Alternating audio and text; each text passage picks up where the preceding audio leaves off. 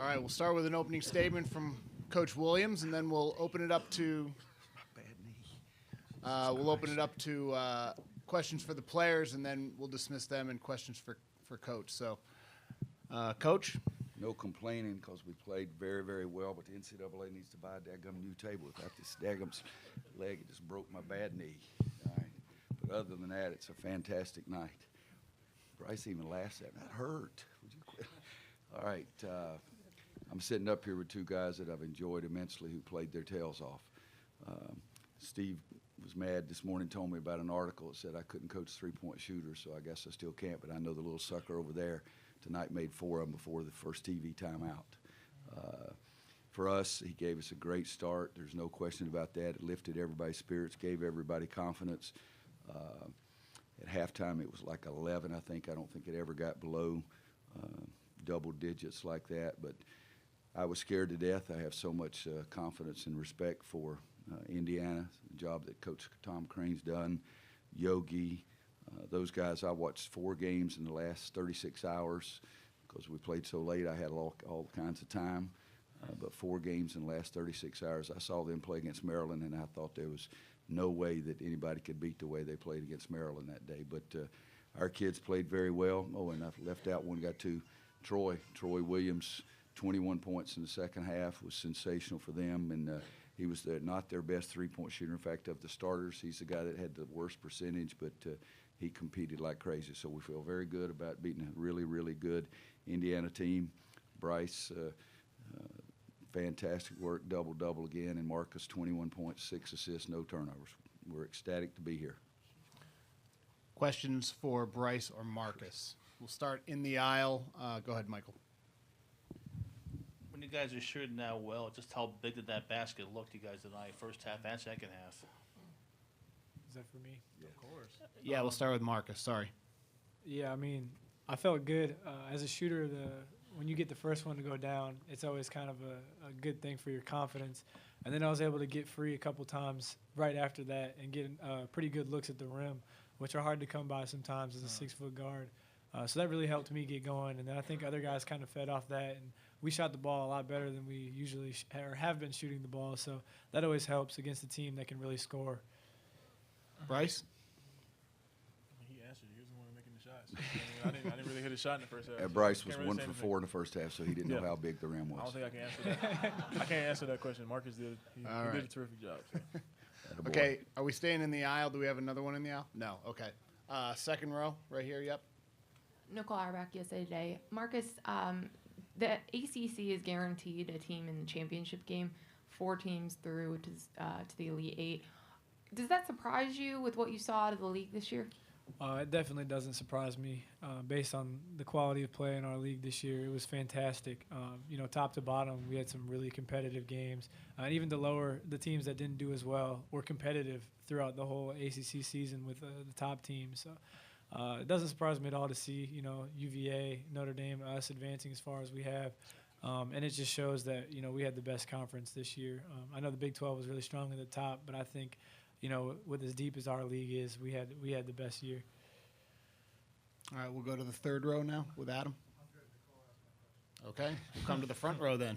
Boy, I like that. Brett Friedlander, Wilmington Star News. Brice, how good was it to see Kennedy step up on a day that Isaiah really got in foul trouble and didn't do a lot, to have him do what he did tonight? It's really big. I mean, just for his confidence. I mean, he has been getting down on himself just because he hasn't been playing a lot the last couple of games. But if you think about it, the last couple of games probably weren't good games for him to play in. Just thinking of matchups, you got people like Bento running around off screens. You have a lot of guys from Florida Gulf Coast, essentially a lot of guards running around. So, I mean, those aren't really games that we really want him out there just because they space the floor. And then just tonight we got guys like Thomas Bryant. He doesn't really go out there and shoot threes. I mean, that's a lot better matchup for him. And, I mean, he really showed that he's a really good player. I mean, he really showed up today. We have in the aisle there. Luke Notestein, WLOS in Asheville. Brice and Marcus, to put up 101 points in a game like this, was this the most impressive offensive performance you guys have had as a team overall this year? Start with Brice.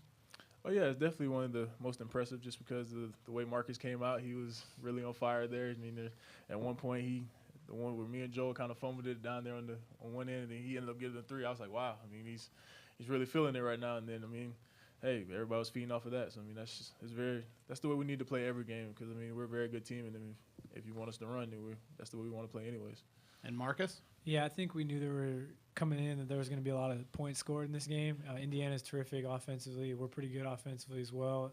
The tempo was going to be higher than the traditional college basketball game. So there's going to be a lot of points scored. But I think in terms of our balance, getting some outside to complement our inside game, was one of our better performances because we've had a lot of great offensive games where we've just scored all our points in the paint. But this time we were able to get some balance, and I think that helped us.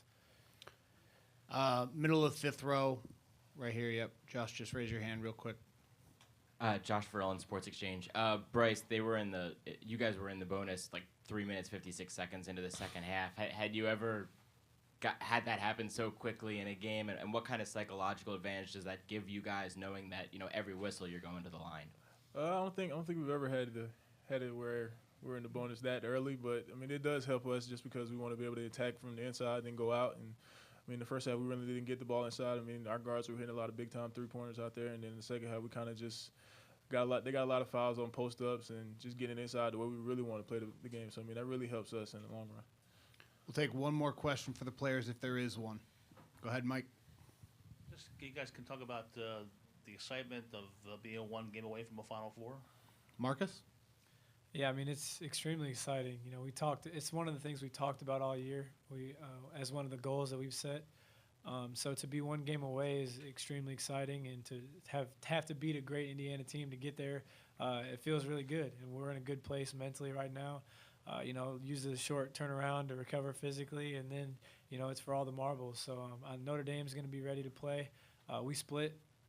They beat us earlier in the year, and we beat them in the tournament. So both teams should have some confidence and have some positive things to look at. But I know for the next however many hours it is, that's all that's going to be on my mind is how close we are to reaching one of the big-time goals that we set for this team. And Brice? Hey, I'm one game away. That's all I got to say. One game away. We're not done. We just got to go out there and just play. Like Marcus just said, we split with them this year. We just got to go out there and play. We're not expecting them to come out any particular way. We just got to go out there and play with the way we know how to play. Okay. We'll dismiss the players at this time, and we'll take questions for Coach Williams. We'll start at the end of row 6. Yep, go ahead. Lindsay Schnell, Sports Illustrated. Roy, do you remember the first time that you watched Marcus play? And if so, can you tell us a little bit about that? Yes, I saw him play in the, I can't remember what number court, but it was a Milk House, Orlando, Florida, Disney World, one of the upstairs courts in the Milk House. And I was extremely impressed. I'd had another game that was one of the assistants wanted me to watch, and it was postponed. And I'd heard about Marcus from J.P. Tokoto. And so I went up there to watch Marcus play and thought he was sensational. I think that was the summer before his summer before his junior year. We'll go here in the third row with you, Adam. Coach Adam Seguri, SMY. Just to follow on Nicole's question, 4 ACC teams in the Elite Eight, guaranteed to have one ACC team in the championship game. What does that say about the league, and does that surprise you at all? Everyone has different opinions. All year long, people would say, some guys would say the ACC, some guys would say the Big 12, Pac-10. I felt all year long that our league was outstanding. And I think that there's different ways to evaluate it.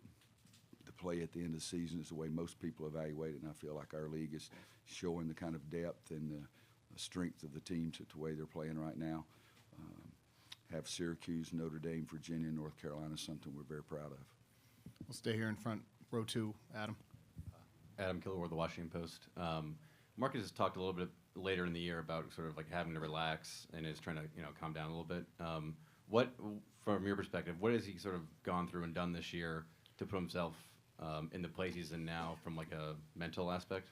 Well, he's a very thoughtful young man. He's not the typical jock image, that kind of thing that everybody thinks. He's a really thoughtful young man, 3-time academic All-American, puts a lot of pressure on himself. He had high expectations this year for himself as an individual, and he had high expectations for our team. The ball didn't go in the basket for a long stretch in there, and it really bothered him. And yet I loved him because he didn't let that affect the rest of his play. when he was standing on the beach and couldn't throw it in the ocean, he was still winning the Defensive Player of the Award a lot. He was still making the other guys on the team better. He was still being one of the best leaders I've ever been around. So I'm thankful that the ball's going in for him a little bit now and give him a little relief. But he is so focused on how our team's doing. He's handling all the rest of that as well as anyone I've ever seen. We got a couple in the back in the aisle. We'll start with Mike. Coach, if I remember the other day, you mentioned about having to try to maximize your opportunities and limit theirs. You seem to have done that in the first half, especially. How essential was that in terms of the start you guys had, especially in that first half? Well, I think, again, Marcus got us off to such a good start. And let's be honest, Notre Dame Indiana didn't shoot the ball nearly as well as they normally shoot it. And we were fortunate because I didn't think we played that well defensively in the first half. I think they just missed a lot of shots.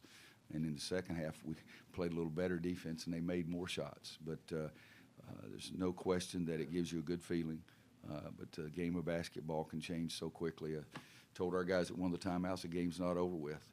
And one of the media questions early was about I was still coaching with 2 minutes to go. We just saw a couple last week, 12 points in 44 seconds. Caliber of the teams in the tournament, you got to keep playing and understand you got to play for 40 minutes. But it was very good for us to get off such a positive start, especially when I didn't think we were playing well defensively during that time.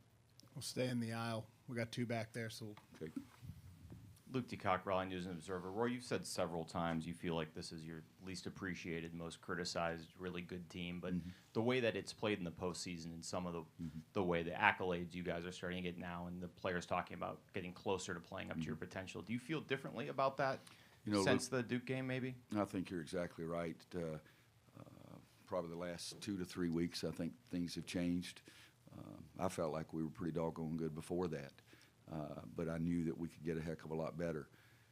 At one point, I guess after the Virginia game, I think that's when was that our last loss? Okay, so we had lost 6 games, and we had lost those 6 games by a total of 22 points. So we were pretty doggone good. I don't think that was appreciated at that time. And I didn't get fired up as much as Steve did about the article this morning because I don't mind things. As long as my team's playing the way I like them, that's good. And I've been really appreciative of the team, the way they've competed. I think the way we bounced back and played at home against Syracuse on Senior Day was very important to me. The way we went over to Durham and played against Duke in the last regular season game was extremely important to me. And I think that from that time on, Luke, I think you're right. People are starting to realize that, hey, we're okay. We've got a chance to do some things, and we're playing pretty well. we have another one in the aisle, and then we'll come to the front row. So aisle, yep. Coach Luke Notestein from WLOS in Asheville. To put up 101 points against a really good team in this type of a situation, what impressed you the most with your team on the offensive end tonight? Well, you know, at Florida State, we scored over 100, I think, on the road in the ACC, and that's pretty impressive. I think it's only the third or fourth time this year that we scored over 100. I've had some teams in the past that 9 or 10 times would score over 100.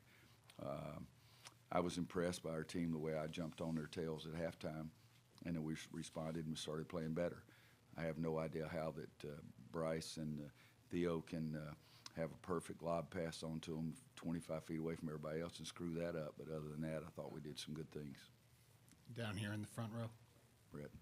Roy, they made a little run in the second half and got it to within 10 several times. How important was it for it to not get into single digits and to keep that at least a 10-point advantage there? You know, some people could say it was important, but I'm not going to be one of them. I never knew it got to 10, you know, because I'm just coaching. But some people think that single digits, Steve's the one that brought it up to me and said that they never got it inside single digits. But, you know, what they were doing, I mean, the crazy thing is, seriously, you think about it, we were up 20 because I looked at the clock. When that long pass was in the air, I looked at the clock, saw we were up 20. We screwed that up, and 7 seconds later they make a three, so it's a 5-point swing in 7 seconds. And so I decided after that I didn't look at the clock again for the next 5 or 6 minutes. But some people can say it was important, but I never felt like our team was panicking. And there were so many possessions in the game. You know, there are going to be ebbs and flows of how you play. Things are going to go your way a little while, and then they're going to make a little run, and we're going to make a little run because they're very good also. We'll do final 2 questions in the back row. Yep, okay. One right next to the other. Jeremy Schneider, Star Ledger. Coach, how much fun are you having coaching this team right now? You know, winning a game like this that convincingly. And when's the last time you had this much fun? I've been told you have a soft spot for your '89 Kansas team. Wow. '89 Kansas team. That was my first team. That was a soft spot because those guys gave me a chance. I didn't have any record beside my name, and those kids believed in me. They had just won a national championship and gave us a chance. And at one point in the year, we had 8 guys dressing out because we got everybody hurt. But that was a special team. But your players are like your children. You can't say which child you like the most. You know, if I tell the child that I have, either if Scott's around and Kimmy's not, I tell Scott I like him better. If Kimberly's around, Scott's not, I tell her I like her better. But the bottom line is this team has been special because of all the stuff that they've handled during their 4 years and what Brice and Joel and Marcus have accomplished. I mean, Steve was telling you guys something. Marcus passed Michael Jordan on the North Carolina scoring list. That's pretty neat. And he said, well, Coach, you only played 3 years. I said, shut up. And your names are going to be ahead of Michael Jordan's and something. Just take that and appreciate it. And Brice tied the record of most double-doubles in anybody in North Carolina history with Billy Cunningham. And so the things that those kids have done, they've really been special to me because the times have been tough the last 2 or 3 years. I've never had my credibility questioned. I've never had things happen to me that's happened the last 3 years. And going on that court with those guys has really been neat. That's really been something special. We'll stay in the back row for the final question. Roy, in the course of recruiting, how much do you try to sell kids on the ACC and the history of the conference and the depth of it? Some, but I sell North Carolina. I sell North Carolina. I promote North Carolina, and then I say, yeah, we play in the best basketball conference there is, and I don't throw things out there like that. I sell North Carolina. I sell our team, what our university stands for.